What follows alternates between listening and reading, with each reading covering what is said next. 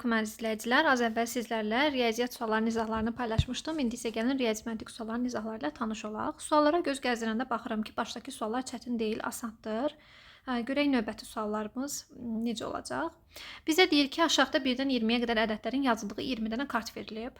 Ardıcıl nömrələnmişdən 4-ü götürülüb. Yerdə qalan kartlar arasında üzərində sadə yazılı olan kart sayının bütün kartın nisbəti 16-da 5-dir.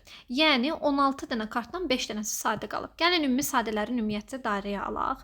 2 sadədir, 3 sadədir, 5 sadədir, 7, 11, 13, 17, 19. Baxıram ki, burada 8 dənə sadə ədəd var. Amma bizdə isə lazımdır ki, 5 dənə sadə ədəd olsun. Demək 8 dənəsindən 3 dənəsi yoxa çıxmalıdır. Baxırsınız ki, hardan 4-ünü seçsəm, 8 dənədən 3 dənəsi gedir. Bax bu dörtlüyü seçəndə. Bu dörtlüyü seçəndə bu dörtlüyün içində 8-dən 3-ü gedir. Amma qalan hardan sadə ədəd seçirsinizsə seçin. Məsələn, buradan tutun. Görürsünüz 2 dənə girir bura. Buradan tutun. 2 dənə girir. Yəni hardan eləyirsinizsə eləyin, ora 2 dənə sadə ədəd girir. 3 dənə sadə ədədin tutduğu yer bir dənə buradır. Demək ki, bizim sildiyimiz hissə buradır. Burada da yazılan ən böyük sadə ədəd 5-dir. O ən böyük ədəd 5-dir. Demək ki, doğru cavabımız olacaq 5. A variantı. 42-yə baxaq.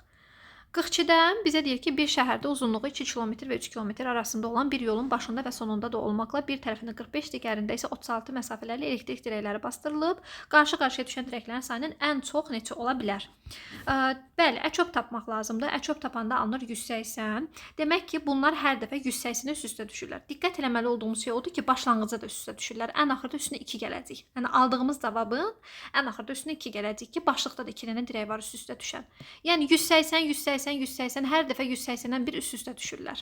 Onda hər dəfə 180-dən bir üstə düşürsə, baxaq görək ki, 2 ilə 3-ün arasında 180-ə bölünən, yəni 2 kilometrdən 3 kilometrin arasında 180-ə bölünən ən böyük ədəd nədir? Şagird burada yazıb 2880. Yəni 2000 ilə 3000 arasında 180-ə bölünən ən böyük ədəd 2880-dir. 2880 də 180-ə böləndə 16 dəfə düşür. Əgər 16 dəfə varsa, yəni burada 16 dənə varsa, ya 16-nı 2-yə vurub üstünə 2 gələ bilərsiniz, ya da ki 16 dənə 180-lər üst-üstə düşür. Əlavə olaraq bir dənə başdakı dirək var. Yəni ümumi 17 dənə dirək var. 17 dənə dirək yuxarıdan, 17 dirək aşağıdan. Ümumi 34 dənə dirək eləyir. Yəni 16 dənəsi 180-dən bir üstə düşür. Bax məsələn 180 gələcək. Məsələn bura 180-dir. Burada da 180 gələcək, üst-üstə düşəcək. Bu amma birinci üst-üstə düşmə deyil axı. Birinci 180-lərdir, amma başlıqda da var axı. Ona görə üstünə 1 gəlib 2-yə vura bilərik. Ya da ki 16-nı 2-yə vurub sonra üstünə 2 gələ bilərik. Doğru cavabımız eləyəcək burada 34C variantı. 43-ə baxaq. Deyir ki, x kiloqram qarğıdalı, 60 kiloqram buğda var. Bir-birindən qarışdırılmadan artıq qalmayacaq şəkildə doldururuq. Deyir, bu iş üçün ən az 11 torbaya ehtiyac varsa, x aşağıdakılardan hansı ola bilməz? Bir-bir variantları yerinə qoyaq. Bax, birinci 72-ni qoyaq. 72 ilə 60 olsa, 72 ilə 60-ın əbobu verir 12. 72-ni 12-yə böləndə 60, 60-ı 12-yə böləndə 5. 6 ilə 5-in cəmi 11 eləyir. A variantı düzdür. B-yə baxaq. 105 ilə 60-ın əbobu 15-dir. 105-i 15-ə böləndə 7, 60-ı 15-ə böləndə 4. Həqiqətən də toplayanda 11 eləyir. C-yə baxaq. 144 ilə 60-ın 12-dir. Bura qalır 5, bura qalır 12. Toplayanda 17 eləyir. Səhvdir. Cavab C-dir. D-də 160 ilə 60-da ikisi də 20-yə bölünür. Burada qalır 8, burada qalır 3. Həqiqətən də toplayanda 11 eləyir. Yəni bir-bir variantlarda yoxdur. Çünki bunun cavabı bir neçə variant ola bilərdi. Yəni bunu variantlarla eləyirsiniz. Özümdən ədəd götürmürəm. Yəni elə eləyirsiniz ki, əbobu tapandan sonra böləndə ayrı-ayrı torbaların cəmini toplayanda 11 eləsin. Ən az üçün əbob tapıb bölürük də. Ona görə belə eləyir. 44-də baxaq. 44-ümüzdə bizə deyir ki, birinci çənə 110 litr, ikinci çənə isə 66 litr su var. Çənlər eyni zamanda açıldı və birinci çəndən hər saatda 3 litr, ikinci çəndən isə 2,5 litr su boşaldıldı. Neçə saatdan sonra ikinci çəndə birinci çəndəkindən 2 dəfə az su olacaq. Biz bunu aid sizdən şey işləyirdik. Məsələn deyirdi ki, dipçəkdir. Dipçəyin birinin boyu 20-dir, birinin boyu 30-dur. Məsələn 3 il hər birisi bu birinci məsələn dipçək 3-3 böyüyür, o birisi 5-5 böyüyür. Neçə ildən sonra bərabərləşəcək boyları. Baxın onu oxşuyur. Sadəcə eyni şeyi verib bizə çənlə. Onda demək ki 110-dan hər dəfə 3 çıxır. Yəni 3x, 110 çıx 3x. 66-dan da hər dəfə 2,5 çıxır. Ona görə 66 çıx 2,5x. Ən axırda da deyir ki, ikinci birincidən 2 dəfə az olsun. Onda bunu 2-yə vururam, bərabər eləyirəm buna. Alınır 110 çıx 3x bərabərdir 132 çıx 5x-a. Buradan alınır ki, 2x 22-dir, x 11-dir. Bizdən nəyi soruşur? Hələ saatı soruşur. Cavab 11 bitdi. Doğru cavabımız elədi 11. Bir dənə deyək baxım Şakir Əlinin düz yazıbmı? Tənlikdə səhv eləməmiş olsun. Bəli, düzdür. Keçirəm növbəti suala. 45. Aha. Bizdə ümumi bura 4'dür. İndi bax bu qatlananda nə olur? Bunun eyni bu boyu, yəni bundan nə boydadırsa, eynisi burada da çıxır. Düzdürmü? Qatlananda bunun eynisi burada da alınır. Və bunun da eynisi burada da alınır. Nəticə etibarı ilə yerdə 4-dən sonra yerdə qalan nə olur? Bunun 2 misli ilə bunun 2 mislinin çıxandan sonra alınan ədəd. Yəni 4-dən çıxmalıyam 8-də 1 ilə 4-də 1-in 2 mislini. Çünki bu qatlanıb burada bunun eynisini əmələ gətirir. Bu qatlanıb burada da onun eynisini əmələ gətirib. Bərabərdir. 4 çıxılsın. 8-də 3 vur 2. Yəni 4 çıx 4-də 3. Bu da bərabərdir. 4. 16-dan da 3 çıxanda 13. 4-də 13. Cavab eləyir A bəndi. Keçirəm 46-ya. 46-da şagird bir-bir yazıb, mən sizə həlli ilə başlayacağam. Baxın, burada hər dəfə özündən yuxarıdakı mərtəbə 4 vahid artım göstərir. Onda belə götürək. A-ya bir x versəm, yaxşı görsənmir burada hansıdır. Bu x olsa, bu olacaq x plus 1, x plus 2 bu olacaq.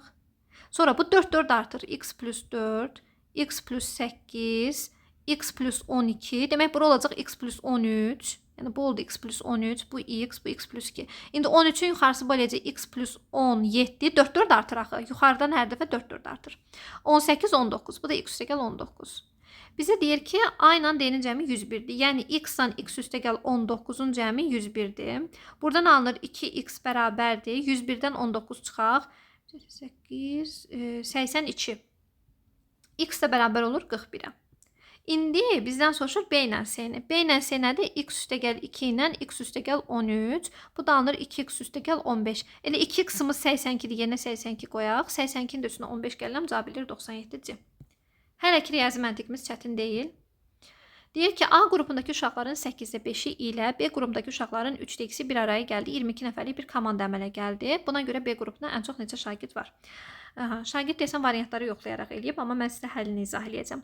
Demək, A qrupundakı uşaqların sayını 8x götürürəm. B qrupundakıları isə 3y götürürəm. Niyə görə belə götürdüm? Rahat bölə bilim deyə. Onda 8'in 8'də 5'i 5x eləyəcək. 3y-in 3'də 2'si isə 2y eləyəcək. Və bunların cəmi bərabərdir 22'yə. Bizə lazımdır B çox olsun. Yəni y çox olsun. Y-in çox olması üçün x-ə az verməliyəm. X-ə ən az nə verə bilərəm? 2. Çünki 1 versəm təkidə eləyəcək, bölünməyəcək. 2 verirəm. 10 eləyir. Bura qalır 12. Yəni y-də olacaq 6. Y-imiz də 6-dırsa 3-ü 6-ya vurursan cavab eləyir 18. Yəni doğru cavabımız eləyəcək A variantı. Davam eləyək. A qabının həcmi B qabının həcmindən 2 litr azdır. Demək ki, A, B. A olacaq x, B olacaq x üstəgəl 2. A qabı ilə 28 qab tutan bidon, B qabı isə 21 qab su tutur. Buna görə A qabının tutumu neçə litrdir? Demək ki, bunu vurmaq lazımdır 28'ə, bunu da vurmaq lazımdır 21'ə. Şagird x minus 2 ilə eləyib, mən plus 2 ilə eləmişəm, fərqi yoxdur. Alınacaq onda 28x bərabərdir 21x plus 42'yə. 7x bərabərdir 42'yə, x də bərabərdir 6'ya. Bizdən də A-nı soruşur, A-mız da oldu 6. Şagird sənətər eləyib, A-nı x minus 2 götürüb, B-ni x elə həll eləyib, ən axırda tapdığı cavabdan 2 çıxıb. Bu da doğrudur, yəni ikisi də doğru həllərdir. Keçək növbəti suala, 49. Deyir ki, aşağıda verilən 6 bucaqlıların hər birinin daxilinə bir ədəd yazılmalıdır. Hər hansısa bir 6 bucaqlının daxilinə yazılan ədəd ona qonşu olan 2 6 bucağın daxilinə yazılan ədədlərin cəminə bərabərdir. Şəkildə 3 ədəd verildiyinə görə x-in yerinə hansı ədəd yazılar? Çox üzr istəyirəm. Mən burada ədədləri görə bilmirəm. Videonu saxladıb başqa şagirdin vərəqinə baxım. Sonra təkrar izaha davam eləyəcəm. Bəli, əziz şagirdlər, burada mən 3 ədəd verildiyinə görə oxumuşam, amma 3 ədəd verildiyinə görə deyibmiş, yəni ədədi burada görsənirmiş, sən deməm. Elə bura 3 imiş, burada x imiş. Onda gəlin həll eləyək. Bir də təzən şərti oxuyaq. Deyir ki, hər birinin daxilinə bir ədəd yazılmalıdır və deyir, hər hansısa bir 6 bucağının daxilinə yazılan ədəd ona qonşu olan 2 6 bucağının daxilinə yazılan ədədlərin cəminə bərabərdir. Yəni 3 kənarında yazan 2 ədədin cəminə bərabərdir. Getdik. Bura 1 yazaq, bura 2 yazaq. Misal üçün yazdım da. Hər hansı başqa bir şərt də verməyib onsuz. İndi 1 3 ilə hansı ədədin cəminə bərabərdir? Mənfi 2-nin. Mənfi 2 1 ilə hansı ədədin cəminə bərabərdir? Mənfi 3'ün. -3 -2 ilə hansı ədədin cəmidir? -1-in. -1 -3 ilə hansı ədədi toplayanda alınır? 2-ni. Və -1-in üstünə neçə gələndə 2 eləyir? 3. Demək, x-imiz elə 3 alındı. Mən indi 1-2 yazdım, sən 2-1 yaz. Yəni, başqa bir ədəd 3-0 yaz. Necə istəsəz yaza bilərsiniz. İndi natural deməyibsə, yəni şərtdə 0 da yaza bilərsiniz. Zaten natural deyil də mənfi ədədlər almışıq burada. Yəni, doğru cavabımız olacaq 49-da D bəndi. Bu da çətin sual deyildi və bu tipli suallar belə altı bucaqlı kimi yox, dümbələmdə sırayla var. Elə Əsvər Vəliyevin kitabında da kifayət qədər var. 50-yə baxaq. Pilləkən məsələsidir. Sadəcə pilləkən məsələsində çıxıb düşmək 2 dənədir. Baxın, 3 çıx 2 düş, 2 çıx 4 düş. Amma həlli eynidir. Keçən sınaq çəkmişəm. Mən sizə bunun izahını LGS 8-in izahında çəkmişəm. Baxa bilərsiniz oradan da. Yəni, ümumi pillələrin sayı x-dırsa, 3 çıxırsa x bölü 3. 2 düşürsə x bölü 2. Təzədən 2 çıxırsa x bölü 2. 4 düşürsə x bölü 4. Bunları topladıq. Cavab alındı 12-də 19. X bərabər də 57.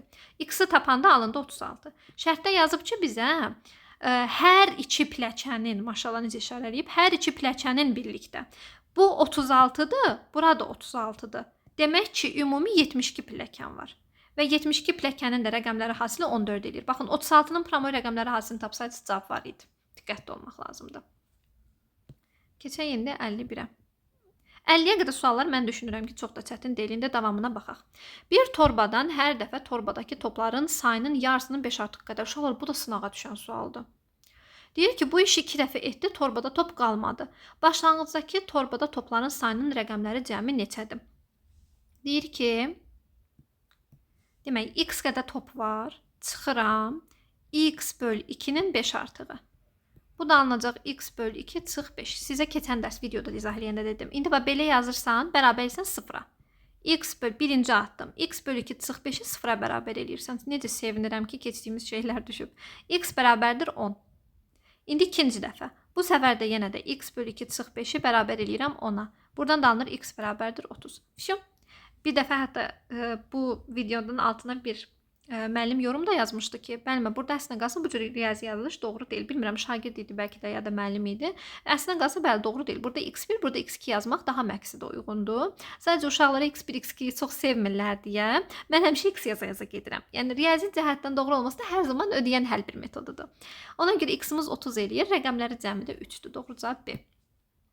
52-yə baxaq indi. Əlkdə deyir ki, iki qurbağa düz xətt üzərində bir-birinə doğru eyni anda tullanırlar. Qurbağalardan biri hər dəfə 60, digəri isə 72 sm məsafəyə tullanır. Qurbağalar arasındakı məsafə tam orta nöqtəsi, qurbağalar arasındakı məsafənin tam orta nöqtəsi K nöqtəsində qarşılaşırlar. Yəni ümumi məsafənin tən ortasında, yarısında qarşılaşırlar. İki qurbağanın qarşılaşana qədər etdikləri cəmi tullanma sayları aşağıdakılardan hansı ola bilər? Demək ki, 60-60 və 72-72 tullana gəlib ortaya düşə bilirlərsə, demək ki, bu ədəd həm 60-a, həm də 72-yə bölünən ədəddir. Onda 60 ilə 72-nin əkobunu tapıram. Şagird də tapıb, çünki 360 görürəm, burada yazıb. 360 eləyir. Və 360-ı alt-altıra gedirik. Birinci 360 ilə baxaq. 360-ı 72-yə böləcəksən və 360-ı 60-a böləcəksən. Bu eləyir 5. Və 360-ı 72-yə böləndə də alınır, üzrsən, bu eləyir 6, 6 deyirəm 5 yazıram. Üzrsən, 5 deyirəm 6 yazıram. Bu 6 eləyir, burada eləyir 5. Beynimdə bunu hesablamışdım. Toplayanda alınır 11. Yəni, variantda 11 yoxdur, davam eləyək. İndi 360 yox, məsələn 720 olsa. Onda bu eləyəcək 10, 720 olsa, 720-ni də böləndə 6-ya bu eləyəcək 12. Toplayanda neçə elədi? 22. Yəni, görürsünüz 11, 22, bax, belə misillər alınır. Demək ki, növbət dəfədə 1080 eləyəcəksiniz. Həqiqətən də baxın, 1080 eləyib 18-dən 15 alıb, toplayanda da 33. Demək ki, 11-in misli olan bir cavab alınmalı idi. Doğru cavab 33. Bu da çətin sual deyildi. 52-yə qədər hər iki suallarımız çox çətin deyil. Davam eləyək. 53. Maraqlı sual oxşuyur. Deyir ki, Sənan yerdən hündürlüyü 40 olan stulun üstünə çıxdı. O, əlindəki topu başı üstünə qaldırdı. Şəkildəki kimi yerə atdı. Top yerə ilk dəfə dəydikdən sonra buraxdığı hündürlüyün 40% qədər yuxarı qalxır. Sonra yenidən dəyir və yenə də yüksəkliyin 65% qədər yüksəlir. Və şəkildəki kimi qutunun kənarına toxunur, qutunun içinə düşür. Verilən məlumatlara görə Sənanın boyu nə qədərdir? Demək, bunun hündürlüyü 40-dır. Yazaq buradan 40. Sənanın da hündürlüyü bir x-dir. Və deyir ki, bunun da boyu 52-dir. Arxadan əvvələ gələrək eləmək olar. Yəni 52-yə düşübsə 65%, yəni arxadan əvvələ gedə-gedə eləmək olar. Çünki olduğu kimi həll eləsəm çox uzun alınacaq. Gəlin arxadan əvvələ gedək. Baxın, 52-nin içinə düşüb nə? Hündürlüyün 65%. Görəsən hündürlük nəymiş ki, 65%-ni tapanda 52-yə düşə bilib. Onda 65% 52 olan ədəd. 52 vur 100 böl 65. Tam bölünəcək.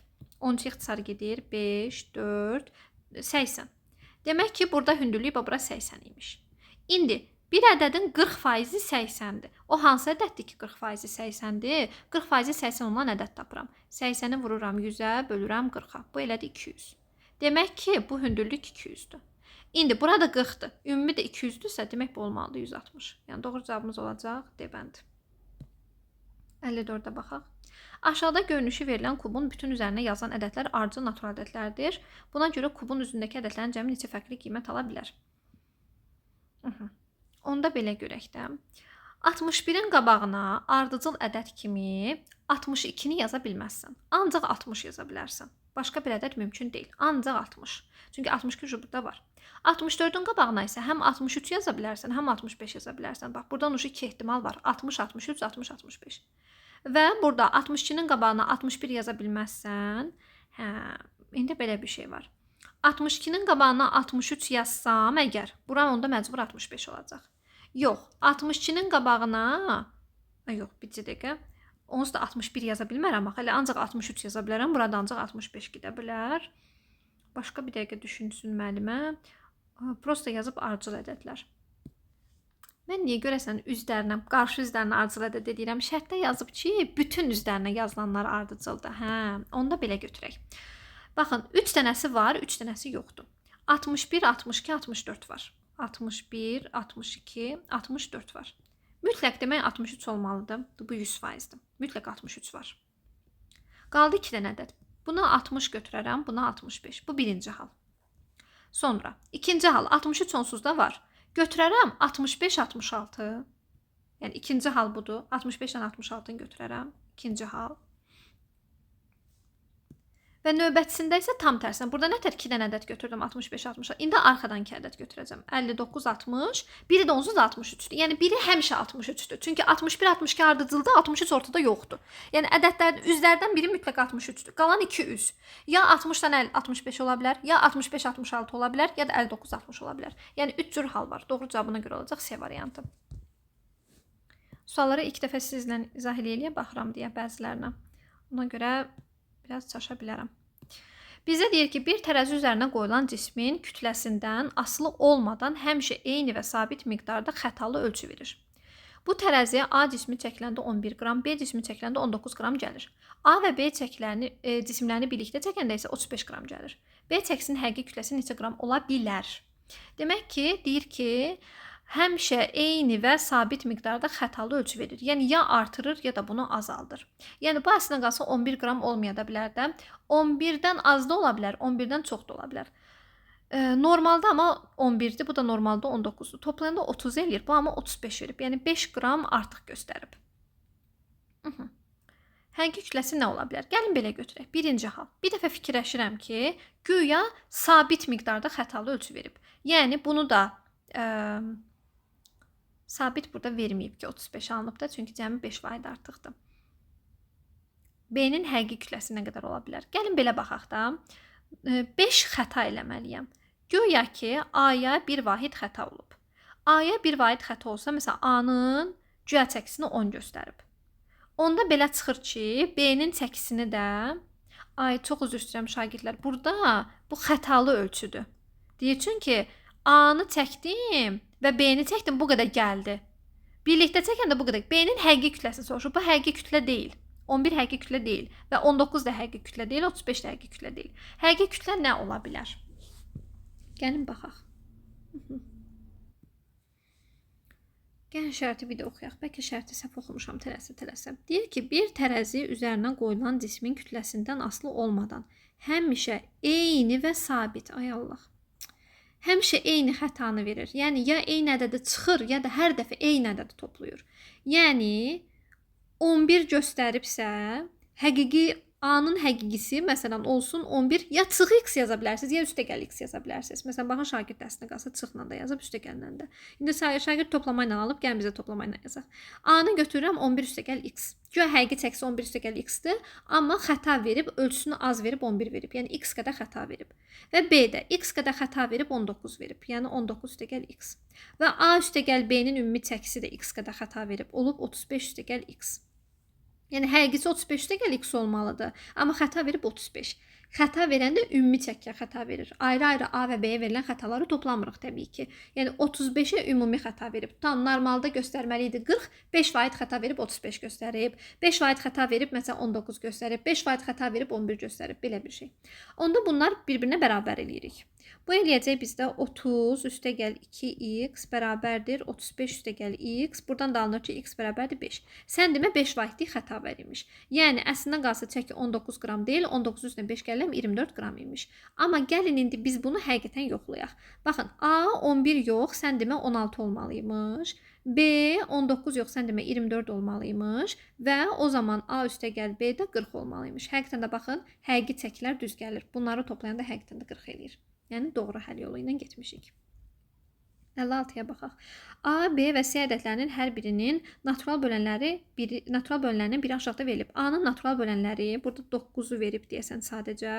B-nin natural böləni ancaq 8-i verib. C-nin natural böləni ancaq 9-u verib.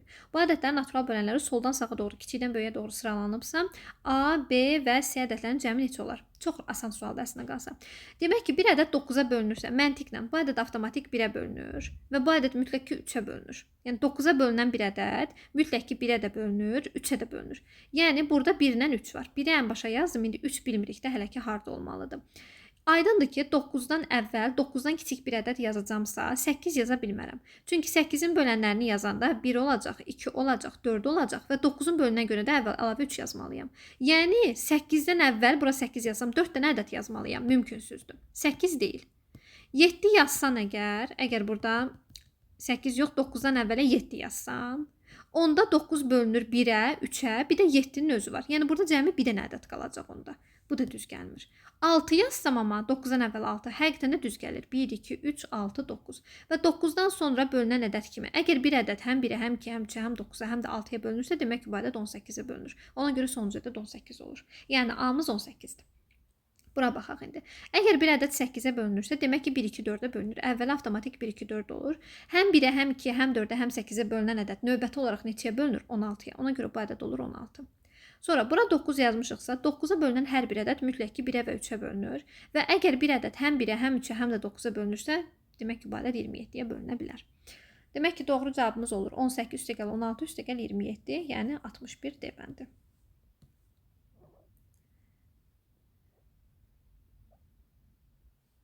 57-yə baxaq indi. 57-də bizə deyir ki, Aytənin 6 il sonraki yaşı atasının indiki yaşının 4də 1-i qədər. Anasının 3 il sonraki yaşı isə Aytənin indiki yaşının 4 misli qədər olacaq. Hal-hazırda hər üçünün yaşları cəmi 93-dür. Aytən anadan olanda anasının neçə yaşındaydı?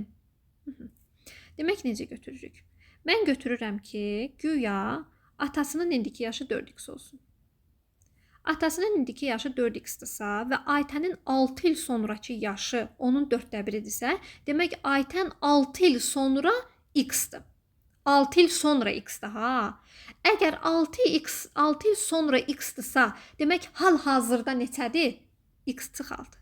Yəni Aytən hal-hazırda x çıx 6-dır, ata hal-hazırda 4x-dir. İndi anaya baxaq. Deyir ki,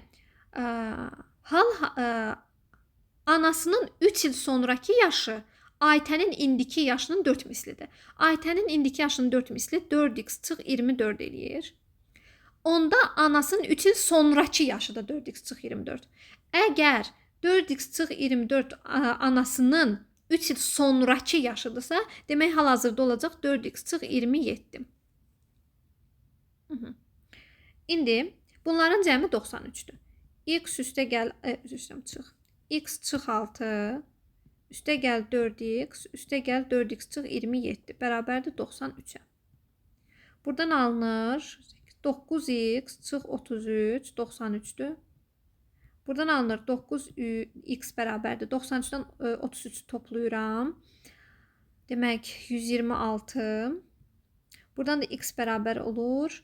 Bir dəfə 9 36-nın içində də 4. X-imiz alındı 14. Biz indi nə deyir? Aytən anadan olanda anası neçə yaşında idi? İndi Aytənin hal-hazırda 14-dən 6 çıxıram 8 yaşı var. Anasının isə anası hanı bizdə? Burada. 4x çıx 27-dir indiki yaşı. 4-ü 14-ə vururam 56, 56-dan da 27 çıxıram 28. Anasında hal-hazırda 28 yaş var. Desin artısı səhv elədim. 56-dan 27 çıxmaq lazım idi. Mən niyə 28 yazdım? 56-dan 27 çıxanda 29 eləyir. İndi Aytənin 8 yaşı olanda anası 29 yaşındaydı. Onda Aytən anadan olanda, yəni 0 yaşında ananın neçə yaşı olacaq? 21. Yəni doğru cavabımız olur A bəndi. 58. Deyir ki, qutuda olan şokoladların 9-a 4-ü bir qrup uşağa, 4-4 paylananda 3 uşağa şokolad çatmır. 3-3 paylananda 33 şokolad artıq qalır. Bu qrupdakı uşaqların sayı neçə olar? Bu aid biz parta şagird məsələlərində işləyirik. Burada bir dənə çətinlik odur ki, burada 9-a 4 məsələsi verib. Yəni 9-a 4-ü, gəlin baxaq. 4-4 paylanırsa 4x, 3 uşağa çatmır. Niyə görə çatmır? Çünki yoxdur. Çıx. Burada bax uşaq yazıb. Biz şokoladla işləyirik. 4-4 paylananda 3 uşağa çatmırsa, demək 12 dənə şokolad əskikdir. Yəni olacaq 4x çıx 12. İndi 4x çıx 12 elə bir ki 9-da 4-ünü eləyəndən sonradır. Buna ədəd götürsəm qəşəng başa düşərsiniz. Məsələn, tutalım 100-ü götürək. 100-ün 5-də 2-si neçə eləyir? 40. Sən elə bir 40-ı deyirsən ki, məsələn, deyirəm 40-ı 3-3 paylayanda bir şagirdə çatmır. Bunu mən sizə necə başa salım, siz qəşəng başa düşərsiniz. Gərək uzun bir ədəd götürüm, yazım. Onda da videonun müddəti lap uzun olacaq. Gəlin mən izah eləyim. Kimlər başa düşməsə mən WhatsApp-dan yazar, mən izah eləyərəm inşallah. Yəni özümdən ədəd götürüb sizə yazaram ki, siz baxıb görəsiniz ki, hə, demək ki, burada 9-da 4-ünü tapanda əgər 4x çıx 12-dirsə, biz tərsini eləyəcəyik. Demək, aha, 9-da 4 hissəsi budur da, hissəsinə görə ədəd. Ümumi şokoladların sayı demək olacaq 4x çıx 12. Ümumi şokoladların sayı vur 4-də 9. Çünki əgər bir ədədin 9-a 4-ünü belə eləyəndə belə alınıbsa, onda ümumi şokoladların sayı bunun 9-a 4 hissəsi belə olan ədəddir. Yəni hissəsinə görə, ədədə görə belə yazdıq. Bərabərdir. İndi 3-3 paylananda 3x, 33 dənəsi də artıq qalıbsa üstəgəl 33. Hesablayaq. Çarpaz vururam. 36x çıx 108 bərabərdir 12x üstəgəl 132. Buradan alınır 24x bərabərdir 240. X də bərabərdir ona. Demək ki, uşaqların sayı 10-dur. Cavab D. Maşallah tapıb bunu. Sonradan baxaram. 59-a baxaq. Parça satıcısı Dülgərə 1 metrlik taxta xətkeş sifariş verir. Dülgər isə ona səhv olaraq üzərində ölçüləri yazılmayan 75 santimetrlik xətkeş göndərir. Parça satan bu xətkeşdən istifadə edib satış edir. Satıcı düzgün xətkeşdən istifadə eləsəydi əgər, onda 5%lik qazanc əldə edəcəkdi. Digər xətkeşdən istifadə etdiyinə görə neçə faiz qazanc əldə edib? Bunu aydasından qalsa uşaqlar o qədər çox görmüsünüz. Həm xətkeş formu, elə əsas adətən xətkeş formasını görmüsünüz. Mən çünki hər dəfə uşaqlara deyirəm ki, baxın uşaqlar dərzilərdə görmüsünüz də necə ölçürlər, necə biçirlər. Bax onu oxşardı, belədir. Yəni həqiqətən də bu sualı da yazmaq olar. Sizin gördüyünüz, həmişə işlədiyiniz tipli sualdandır. Lap çətin deyil. Yəni belə düşünün də. Normalda bu 100 santimetrlə satsaydı, 100 santimetrlə tutalım deyirəm. 200 santimetrlik parça sifariş eləmişəm. 200 santimetr. 100 santimetrlə satsam cəmi 2 dənə ölçəcək. Amma 75-dən elədiyinə görə, indi 200 deməyək də, elə bir ədəd deyək ki, 75-ə də bölünsün. Məsələn, 750 olsun. 7500 olsun. Güya ki, mən 7500'lük almaq istəyirəm. Əgər bunu 100 ilə ölçsəydi, 75 dəfə ölçəcəkdi və mənə ona uyğun qiymət deyəcəkdi. Amma bu 75 ilə yox, üzr istəyirəm, 100 ilə ölçsəydi 75 deyəcəkdi. Amma bu 100 ilə yox, 75 ilə ölçdüyü üçün 100 dənə qiymət deyir mənə. Yəni normalda 75 deməkdənsə bu mənə 100 deyir. Və mən normaldan ona görə artıq pul ödəyirəm. Güya bir dənəsi məsələn 1 manatdırsa, bir dəfə belə fırlatmaq 1 manatdırsa, mən 25 manat artıq ödəmiş oluram. Baxın, bu onun kimi bir şeydir. Necə yazacaqsınız? Faizlə verib görürsüz 5% deyir ki, qazanc. Yəni 75 ilə eləyəndə 5% qazanc əldə eləyirsən. Yox, üzr istəyirəm. Düzgünlə eləyəndə, yəni 100 ilə eləyəndə 5% qazanc əldə eləyirsən. Onda 75 ilə eləsən nə qədər qazanc əldə eləyəcəksən? Yəni yazıram 100 ilə eləyəndə 5% qazanc əldə eləyirəm. Yəni 105% alır. Onda 75 ilə eləsəm nə qədər olacaq? Baxın, xəttkeşin şeyi azalanda, ölçüsü azalanda daha da faiz artır. Çünki sən bir şeyi biri var ki, belə-belə fırladasan, bir də var belə-belə fırladasan. Təbii ki, sən balaca xəttkeşlə fırladanda daha çox fırladacaqsan, qiymət bahalaşacaq. Ona görə tərs mütənasib həll eləyirəm. X-i tapanda 100-ü vururam 105-ə, uşaq tənasübü səhv qura-qura düz tapıb. Tavafuqun böyləsi. Demək ki, onda bizdə alınacaq, bircə dəqiqə bölüm mən, alınır 140. İndi əgər X 140 alınıbsa, demək ki, 40% qazanc əldə eləyəcək. Doğru cavab B. Buna aid çox olub. Hətta keçən illərdə bir dənə sınaq düşmüşdü. Düzbucaqlı formasındaydı. Orada deyirdi ki, düzbucaqlının enini belə yox, belə bildi. Onda neçə olacaq ümumi sahəsi? Baxın, bu tipli suallar çoxdur. Esfer müəllimin kitablarında da var, köhnə sınaqlarda da var. Sonuncu sualımız əlhəmdülillah. Deyir ki, tərlanın kub formasında iki fərqli ölçüdə oyuncaq blokları var. Bu blokların tilləri 132 mm və 156 mm-dir. Bizə qeyd edib. Deyir ki, tərlan bu blokları düz bir yerdə şəkildə kimi üst-üstə yığdı. Tərlan bu bloklardan ən az neçəsini ölçülərinə uyğun şəkildəki blokların üstünə yığsa, tərlan bu bloklardan ən az neçəsini ölçülərinə uyğun olaraq şəkildəki blokların üstünə yığsa, blokların sütun şəklində yerdən etibarən ümumi hündürlükləri eyni olar. Aha, demək ki, ümumi hündürlük həm 132, həm də 156-ya bölünən ədəd olmalıdır. Demək, biz əçob tapacaq. Və oradan baxacaq ki, bizə nə deyir ki, ən axırda blokdan neçədən əlavə eləməliyik. Gəlin əkyabımızı tapaq. 132 ilə 156-nı vuruqlarına ayıraq. İkisi də 6-ya bölünür. Gəlin ikisini də 6-ya bölək. 132-ni bölürəm 6-ya 22 və 156-nı da bölürəm 6-ya.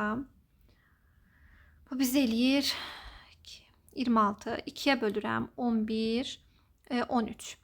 Demək ki, uşaqlar, bax, bundan 132-dən 11-dən olmalıydı. Bax, bunun altında 11 qalması o deməkdir. 132-dən 11-dən olmalıydı. 156-dan da 13-dən olmalıydı.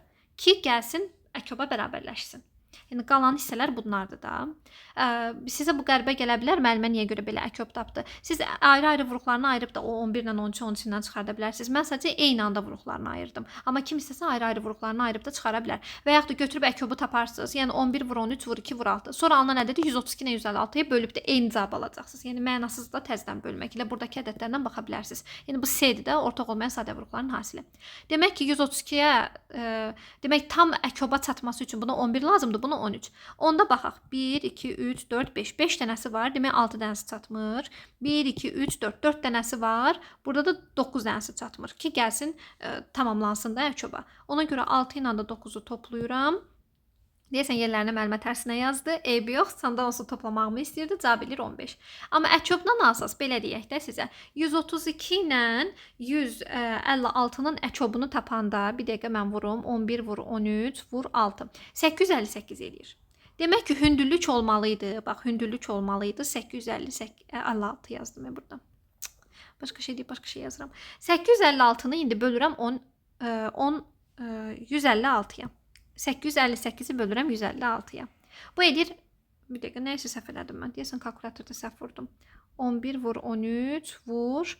Vuruqlarını ayıranda mən orada nə çıxartdım? 6 çıxartdım. Bir də deyəsən 2 də çıxartmışdım. 2 də var idi orada. 1716 edir bunun əkobu.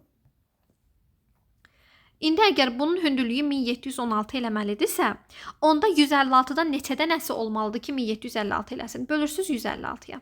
Tapırsınız 11-dən olmalıdır. Yəni, buradan bura qədər 11-dən olmalıdır. Səndə nə qədər var? 1, 2, 3, 4 dənəsi. Demək ki, geriyə qaldı 7 dənəsi. Və eyni şey burada eləyək. 1716-nı bölürəm 132-yə. Alınır 13 dənə. Demək, ümumi 13 kub olmalıdır. Səndə neçə dənəsi var? 1, 2, 3, 4, 5 dənəsi. Demək, nə qədəri səndə çatışmır? 13-dən çıxıram 5. 8 dənəsi. Demək 8 dənə bundan, 7 dənə bundan. Demək ümumi 15-dən çatışmır. Bayaqları tərsini eləmişdim. Yazan kimi gördüm ki, ayda kiçiyə böyük, böyüyə kiçik verməliyikdə. Təbii ki, böyük ədəddən daha az lazımdır, kiçik ədəddən daha çox yazmışdı. Lazım idi. Yerini tərsinə yazmalıydım. Mən düz eləmədim orada ki, yəni bunun içində 11 var, 13 çatışmır. O birisində 13 var, 11 çatışmır. Yerini tərsinə yazmışdım. Ona görə dedim ki, birdən sizin beyninizi qarışdıraram. Hər ehtimal mən təzədən belə yazdım. Çünki videonu saxlayıb redaktə eləmək istəmirəm. Elə bu formada da inşallah ki, yükləyəcəm. Ümid edirəm ki, hər bir şey aydındır. Həm həyəcanımdan dolayı, həm də ki, suallara öncədən baxmadığımdan dolayı müəyyən qədər xətalar, müəyyən qədər belə deyək, çaşdığım hissələr ola bilər. Bunlara görə üzrlü hesab edin. Növbəti video izahlarda görüşənədək hər birinizə müvəffəqiyyətlər arzulayıram. Sağ olun, salamat qalın.